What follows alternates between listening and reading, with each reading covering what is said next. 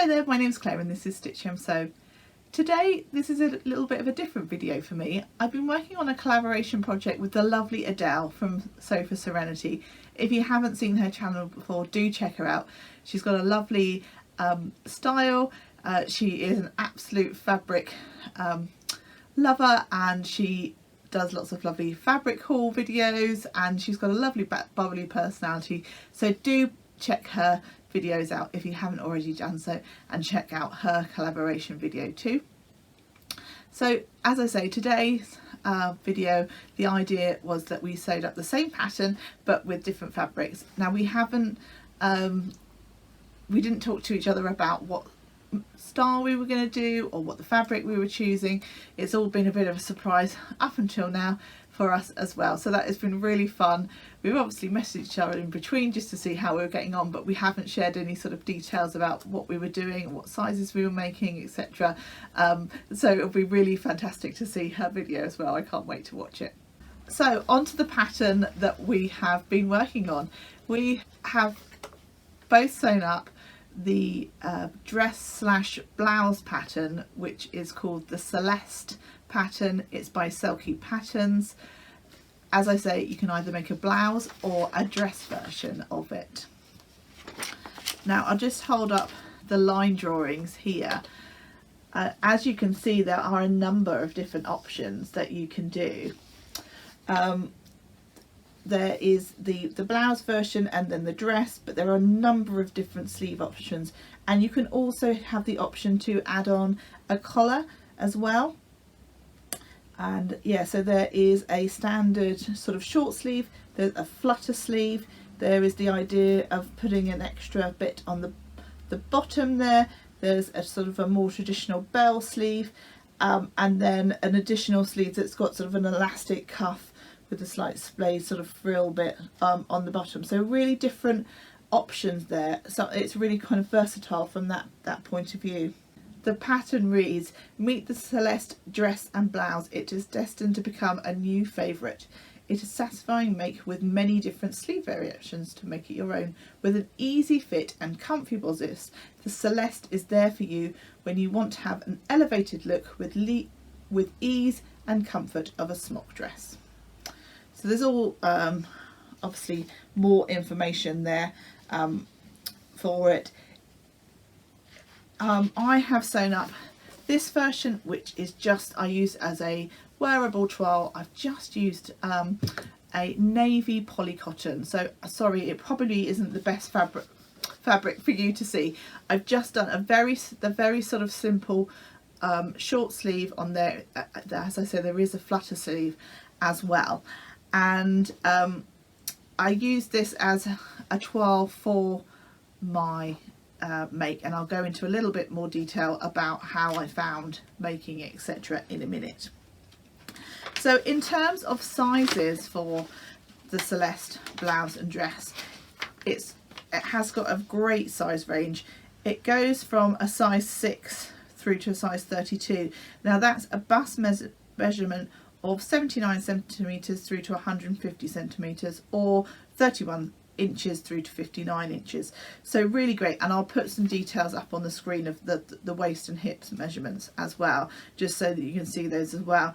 It's has got a reasonable amount of wearing ease as well, so that it's probably something that you could, if you find that you're at the higher end, that you might well be able to work with as well.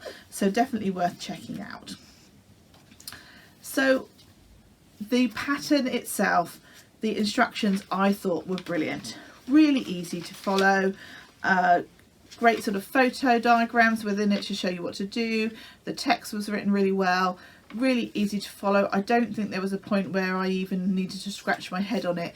It was really, really great, really useful, really descriptive pattern, so I can't rate that highly enough. So in terms of my makes, I made the blouse first as I say, as a wearable toile, and then I went on to make a dress version, which you'll see hanging up in the background, and I will talk about that in more detail in a minute. So in terms of the top, I made the size 18. Yeah, I made the size 18, which has a bust of 113, waist, that's in centimetres, 113 centimetres, 92 centimetre waist, and 120 hip.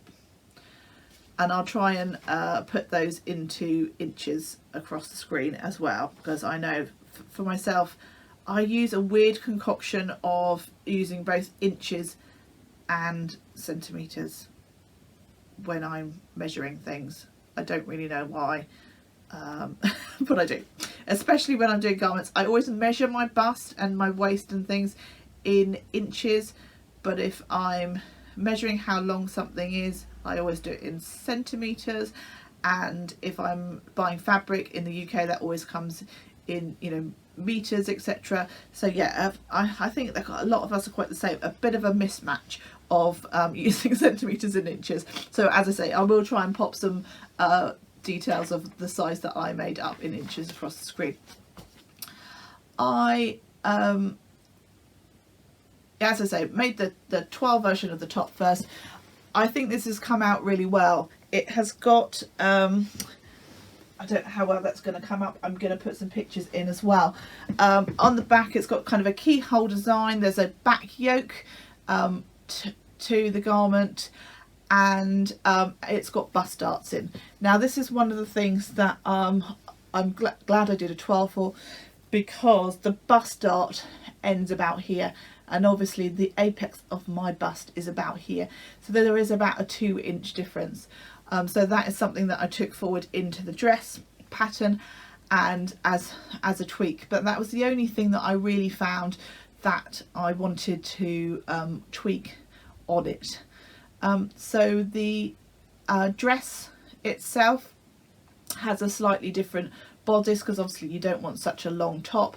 The back is the same, the back piece is the same, but the front pieces are slightly different. Now, one of the things I found whilst doing it is that you sew the back yokes together, and then you attach to the back piece, and then you overlock the edge, which is fine. I didn't mind it, especially for obviously my 12 garment, but I thought there could be a neater finish to that. So when I've done the dress version, I've actually rather than overlock that seam together, what I've done is, with the, because you have 2 yoke pieces, I've actually on the inside I've sewn that so that you can't see the stitching, kind of done like a burrito method.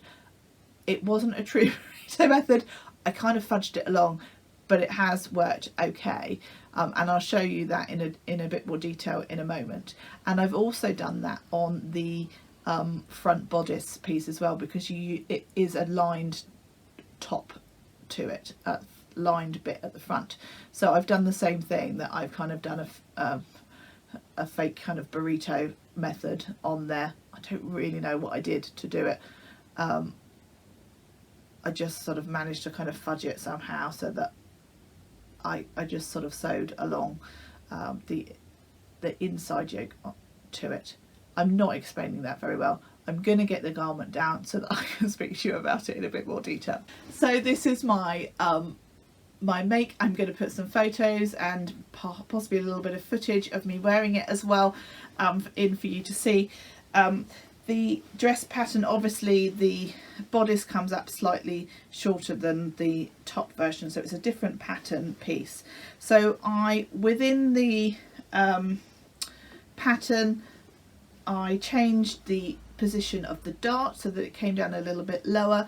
I had to do a little bit of tweaking with the length of the bodice as a result of that, because I felt that the bodice would end, because I was moving the bust down, and obviously I've got a longer torso, I felt that the bodice piece would come up too short. So I've added 2 inches to the length of the bodice too. So that's another tweak that I made. Another little tweak that I did is within the pattern, it shows you to do like a hook and eye that you just stitch on, but obviously you can then see the stitches. So what I did before I put the yoke pieces together, I've just put on this sort of little fabric loop so that I could put a button on. I just thought that would be a neater finish. So in terms of the insides, there is some overlocking stitches on the armholes and things, but in terms of the inside, you'll see that I obviously attached the front two pieces, and then I've attached the back bit of the yoke, and I've sewn it so that you can't see those seams, so they're all neat and tidy on the inside. And I just think that makes a nicer, neater finish than how the pattern shows you to do it. So that's sort of something I learned from doing the toile. And on the inside, the lining piece, because I didn't have enough fabric, I had to actually, rather than cut the piece on the fold, I had to cut that in two pieces and put and sew it down together. But obviously, because it's the inside lining piece, you don't see that, so that's worked out okay. And as I say, yes, I've done the same sort of thing where I have I've not done the overlocking along this bit. I've done the sort of a burrito style type thing on the inside so that it has a neater style finish. When I thought this pattern was going to come up quite short on me, so I actually added 4 inches to the length of the skirt. However, I didn't need to. I'm about 5'8", 5'9", and adding the 4 inches made it down to sort of a kind of a midi length, I guess. And it just, I'm not against a midi length. I'm not a massive fan on them on myself, and I definitely didn't like it on this dress. It just felt like there was too much fabric. I think because I've made this out of a cotton poplin rather than like a viscose fabric, it just felt very fabric heavy. It kind of, I felt like it was drowning me a little bit, and so I cut that additional length off when I came to sew it up. And I've just done a sort of a reasonable hem on there, obviously turned over and turned over again. So the and this bit is obviously overlocked down the side seams. Possibly if I made this again, I might look to French seam the inside hems. It doesn't tell you to do that. This is the way it tells you to do it in the thing. And I just had some rainbow overlocker thread on my overlocker, and I quite like that at the moment. I'm quite into that rainbow overlocker thread, so that's all quite sweet. What else can I tell you about this pattern? It came up on me quite roomy. As I said, there is quite a lot of ease in this pattern. I guess it's, as it talked about, that it's a smock style type dress, but for me I needed something that was going to pull me in at the waist a little bit more. So I